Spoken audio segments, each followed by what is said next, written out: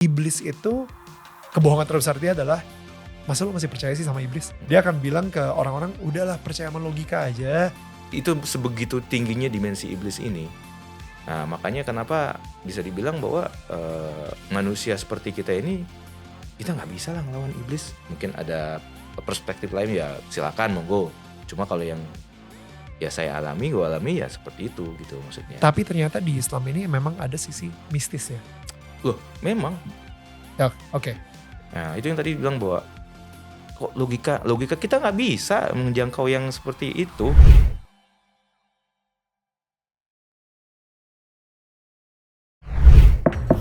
Hai, ini gue Daniel, tetangga kamu. Yuk kita mulai. Gue ngeliat, kadang-kadang ya orang kan suka ngomong, wah gila.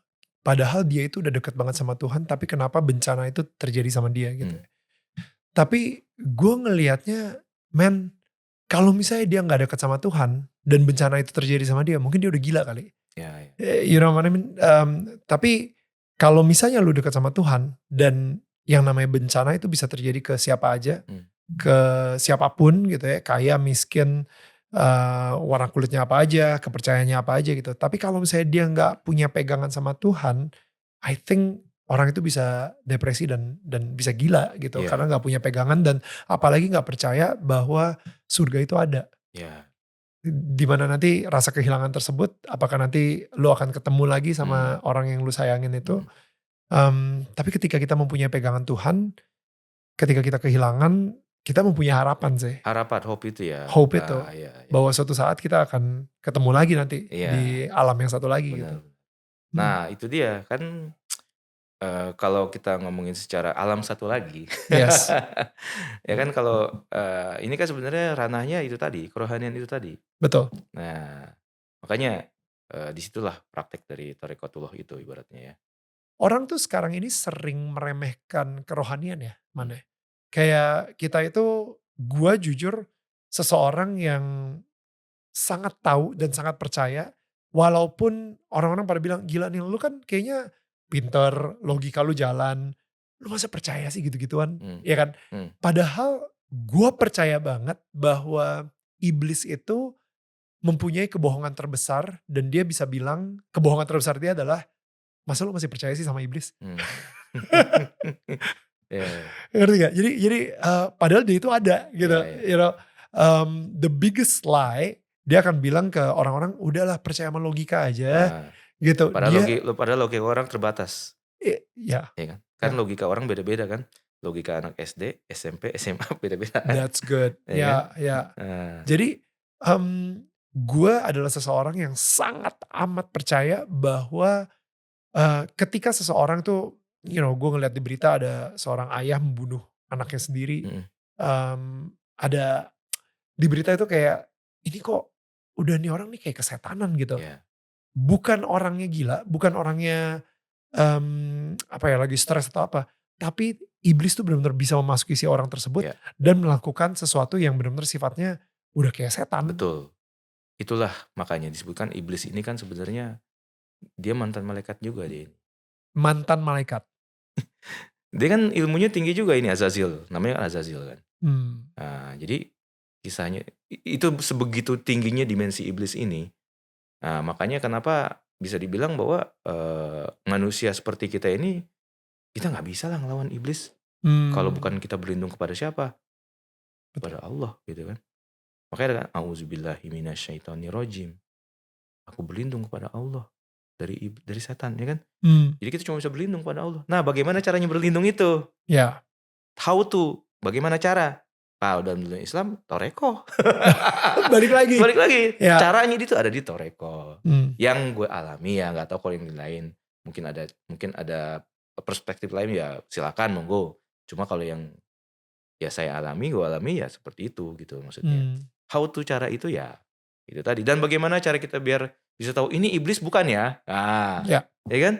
Kan itu harus ada ilmunya juga itu, gitu kan? Mengetahui ini iblis atau bukan. Harus ada yang menunjukkan ini iblis. Oh iya, ini bukan iblis. Nah, itu kan siapa yang menunjukkan? Guru atau? Nah, itulah. Ada gurunya. Oke. Lu dari tadi ngomongnya misterius banget gitu. Gue nggak pernah jujur nih ngomong. Biasanya nih kerjaan gue ngedengerin orang. Oke, gue literally jarang banget gue ngomong dari pengalaman gue sendiri juga gitu. Tapi untuk pembicaraan kali ini kayaknya gue ngerasa bro, frekuensi kita itu sama. Ngerasain banget tingkat spiritualitas kita itu sekarang ini ada di frekuensi yang sama. Bukan mungkin kalau misalnya secara pengetahuan lu jauh di depan gue gitu. Tapi kalau misalnya secara pengalaman dan mengalami, mmm, gue percaya banget kayak kayak tadi deh ngomongin soal, dan gue emang ya udahlah di episode kali ini ya. Gue selalu ngomong ke media massa kalau misalnya, oh hati gue digerakkan, ada bisikan hati. Tapi pada sebenarnya gue di dikasih tahu oleh Roh Kudus. Yang jadi nama album lo itu The Holy Spirit gitu. Yeah. Roh Kudus. Yang Roh Kudus yang benar-benar membimbing gue, mengguide gue. Kalau misalnya di lo ya bahasanya tasawuf gitu. Bener ya tasawuf. Toreko itu caranya. Caranya. Metode. Ya, Toreko itu kan. Toreko kalau misalnya gue sering banget ada di sebuah momen di mana gue lagi nyanyi gitu ya, pujian penyembahan, dan itu gue nangis-nangisnya. Dan di waktu kesunyian tersebut, itu Tuhan ngomong sama gue. Dia tiba-tiba memberikan gue ide, memberikan gue bimbingan. Yeah. Sehingga ketika gue jalan di dunia ini, gue kayak ngerasa ada yang nuntun terus. Dan itu sifatnya sangat spiritual banget. Yang udah pasti kita gak akan pernah bisa kasih tahu ke orang logika dari kenapa gue mengambil keputusan ini. Karena ya Tuhan yang ngajarin gue kayak gitu. Ketika tadi lu bilang gimana cara ngebedain suara iblis atau itu suara Tuhan. Itu lu caranya kayak gimana? Ya gue tanya guru gue lah. Tapi guru lu sendiri taunya dari mana kalau misalnya itu suara iblis Dia atau suara Tuhan? Nanya lagi gurunya sampai kepada Rasulullah. Kan bersambung, bersanad dia. Okay. Ini bidangnya kerohanian ya. Jadi itu yang susah dijelaskan. Nope, berarti gue pengen nanya lo. Guru lu ini masih hidup atau enggak? Sekarang kalau untuk yang sekarang ya, ibaratnya kalau guru gua itu kan berpulang di tahun 2001 ya. Oke. Ini guru yang sama yang mengajarin lo ketika lo SMP lagi cari jalan? Bukan SMP, ini gue masuk kan bertoreko itu dari tahun 2000 ya. Oke. Pas lulus SMA lah. Oke. Disitulah. Itu gue berguru dengan beliau. Lalu setelah beliau berlindung, dilanjutkan oleh penerusnya. Betul. Ada penerusnya nih. Ya. Penerusnya ya udah sampai sekarang ini ada penerusnya. Oke. Gitu. Nah, jadi kalau bagi gua gitu ya, ya itu tadi tidak bisa dijelaskan secara frontal begini ya. Karena itu nanti takutnya jadi seperti apalah, maksudnya orang salah menangkap gitu ya.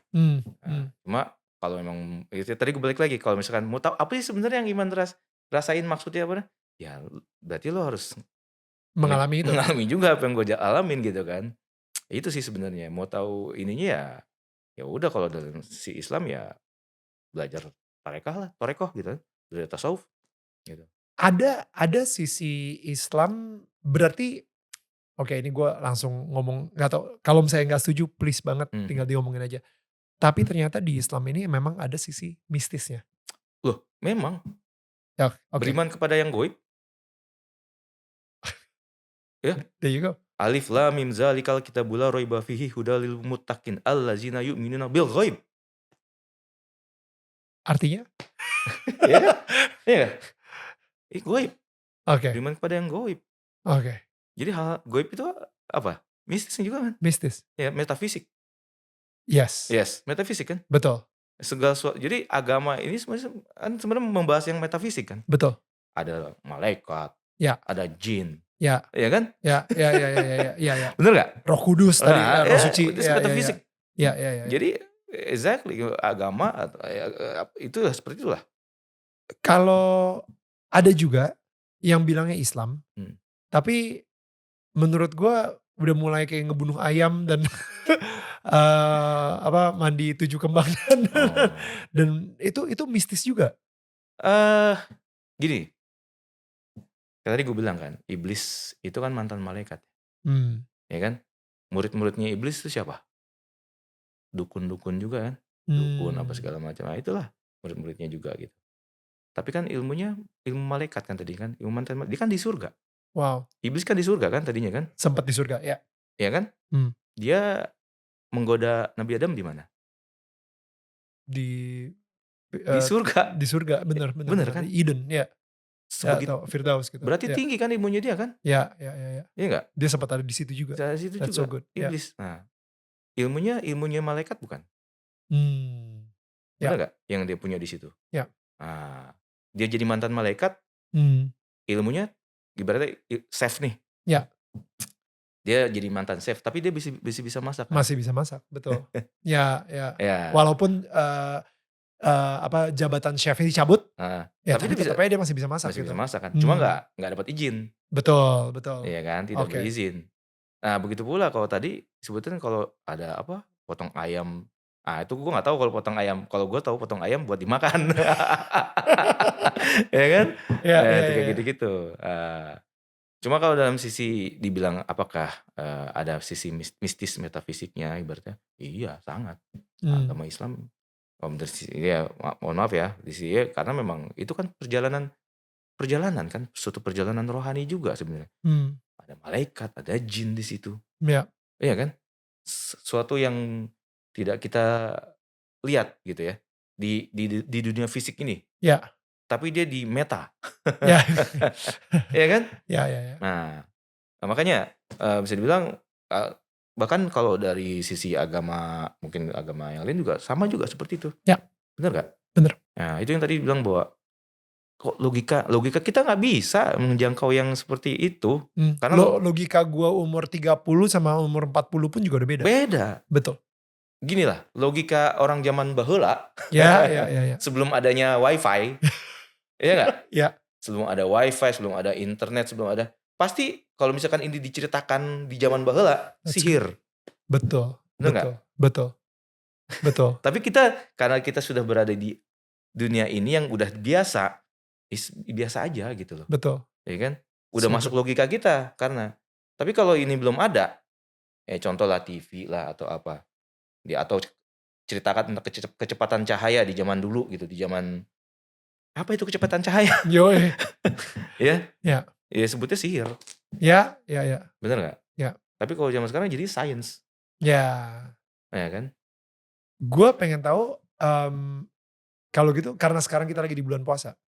Kalau misalnya dari tasawuf sendiri atau tarekat sendiri gitu ya. Puasa itu kenapa diwajibkan di Islam? Ya, kalau itu mungkin kalau dari sisi ininya ya, puasa itu kan kita sebenarnya menahan ya. Menahan diri lah. Menahan nafsu, menahan diri. Nah, itu kan sudah perintah dari Allah. Ya kan? Ditetapkan waktunya. Kalau sudah perintah itu udah kita jalankan lah pertama gitu ya. Tapi itu juga salah satu cara adalah untuk kita menurunkan ini kita ibaratnya kan kalau kita dengan berpuasa itu kekuatan kita jasmani kita emang turun. Betul. Tapi sisi spirit kita, rohani kita sebenarnya naik dia. Gue juga setuju. Ya. Ya kan? Ya. Nah itulah. Jadi dia akan lebih ini tuh ibaratnya ya. Akan lebih untuk beribadah, untuk apa. Lebih fokus, lebih kuat. Itu ya. Itu dengan puasa seperti itu. Itu kalau ngomongin sisi ini ya. Tapi kalau ngomongin perintah ya karena perintah ya kita jalankan aja gitu kan. Betul. Seperti itu. Gue to be honest gue sendiri juga sudah mulai berpuasa gitu. Setiap minggunya gue kalau misalnya di Muslim itu mungkin ada Senin Kamis gitu misalnya. Dan gue sendiri juga ada puasa karena ketika jadi di Alkitab sendiri tuh Yesus sempat bilang ke murid-muridnya gitu. When you ketika nanti lo when you pray and when you fast. Ketika lo memberi, bersedekah misalnya, atau ya memberi lah ya. Ketika nanti lo berdoa gitu, berdoa ya udah tutup di kamar lo, jangan sampai orang tahu kalau misalnya lo lagi berdoa gitu. Nggak usah lah doa di depan orang-orang banyak habis itu memamerkan doa lo. Dan ketika lo memberi, nggak usah lah tangan kiri lo tahu apa yang tangan kanan lo lakukan kayak gitu. And when you fast, ketika lo berpuasa, boleh kayak taruh minyak di kepala lo supaya lo terus kelihatan seger. Jangan sosok tiba-tiba lemes gitu, aduh gue lagi puasa nih kayak gitu, dan memamerkan bahwa lo lagi puasa. Jadi the fact that Yesus ngomong when itu artinya sebagai pengikut Yesus memang sudah seharusnya kita puasa. Tapi banyak banget orang dari Nasrani sendiri yang gak tahu kekuatan dari puasa itu tersebut. Gue akhirnya baca buku soal puasa. Dan apa yang lu bilang itu spot on banget bro. Jadi emang ketika kita bisa mengontrol diri kita gitu ya, atau menahan nafsu dari badan gitu ya, secara badan natural kita, yang supernatural jadi kuat. Ketika kita kalau misalnya di Kristen atau di Katolik gitu ya, ketika lagi puasa itu bacanya Injil gitu ya, baca Alkitab, dan kita percaya bahwa firman Tuhan itu adalah makanan. Nah kita sambil makan makanan rohani, memberikan makan kerohanian kita, tapi yang badan natural ini, yang fisik tuh makin lama makin nafsunya juga makin berkurang gitu. Sehingga yang rohaninya lebih kuat gitu. Sehingga kita bisa lebih fokus sama Tuhan dan bisa lebih intim lagi lah kayak gitu. Dan itu makanya it's connecting apa yang kita ngomongin barusan. Itu tadi. Satu frekuensi gue udah bilang kan. Karena ya puasa itu seperti itu ya. Jadi memang kalau kita seperti tadi bilang ya, bahwa kalau kita turunkan ini, kita yang naik adalah yang ini ya. Karena memang itulah sebetulnya kalau hukumnya kan. Contoh lah kalau kita lagi tidur. Kalau kita lagi tidur kan semuanya ibaratnya apa ya? Berhenti nih ini. Betul. Kita kan. Ya kan? Terus kita mengalami apa? Biasanya habis tidur. Mimpi atau apa? Oh ini habis tidur. Seger. Pas lagi tidur. Kita mengalami apa? Mimpi. Entah itu mimpi atau apa gitu. Tapi itu kan suatu dunia yang lain. Right. Iya kan? Dunia yang lain yang mana itu pembuktian bahwa ada dunia lain selain dunia ini. Benar gak? Iya kan? Right. Jadi disitulah di sini tidur, tapi ada yang selalu hidup tuh. Iya kan? Yang selalu hidup ini. Yang selalu melihat, merasakan, mengalami. Ya kan? Nah itu tadi itu kan apa ini? Ya kan? Kalau bukan rohanian itu tadi gitu kan. Betul. Ya, jadi di situ kuat. Padahal dalam mimpi itu kan kadang-kadang suka ngerasa kayak beneran kan? Ya kan? Ininya kayak beneran, kayak beneran. Padahal bukan di dunia ini nih. Bukan di dunia nyata gitu. Entah itu gini, bagi kita pada saat itu, itulah yang nyata. Ini yang gak nyata. Ya kan? Betul. Karena gini, pada saat itu apakah masih ingat dunia yang ini? Enggak kan? Karena ingatnya di saat itu dunia ini. Nah itulah, makanya bahwa pentingnya itu tadi, bahwa kita mesti tahu ini gimana nih biar kita kesadaran itu selalu tetap ada gitu kan. Betul. Selalu tetap ingat bahwa ini saatnya balik nih. Nah gitu. Jadi itu tadi, kerohanian tuh seperti itulah. Makanya itu jadi suatu bahan ini renungan lah mungkin ya. Renungan kita bahwa kalau lagi mimpi, ini dunia yang ini nih, ini sebenarnya kita ingat gak sih? Sama aja dong kayak kita lagi udah mati gitu. Ya kan? Kita kayak ngerasa, ternyata kehidupan ini adalah sebagai mimpi. Wow. Ya kan? Kayak mimpi jadi hidup ini kan. Ya. Cuma switch aja dia. Gitu. Ya. Entah dari dunia ini ke dunia. Nah itulah. Di dalam Toreko itu kan diajarkan gimana cara kita selalu mengingat Tuhan. Segala macam kegiatan lah gitu. Ya menurut gue pembuktiannya lah gitu ya. Membuat gue jadi semakin yakin lah. Pembuktiannya. Ya. Seperti apa? Itu gak bisa diceritakan. Musik ini kayak alat aja dia. Ya kan? Dia kayak pisau aja dia. Mau dibawa kemana nih pisau ini kan? Pilihan aja ini. Ya maksudnya gue bermusik ini bener gak ya? Gitu, boleh gak ya? Gitu loh. Iya. Ya kan? Ada juga gue di fase seperti itu. Kalau misalnya ada yang bilang paham itu bahwa ini kan ini haram. ya monggo silakan. Ya. Gue sih gitu, silakan. Monggo gitu, nggak apa-apa gitu. Ya.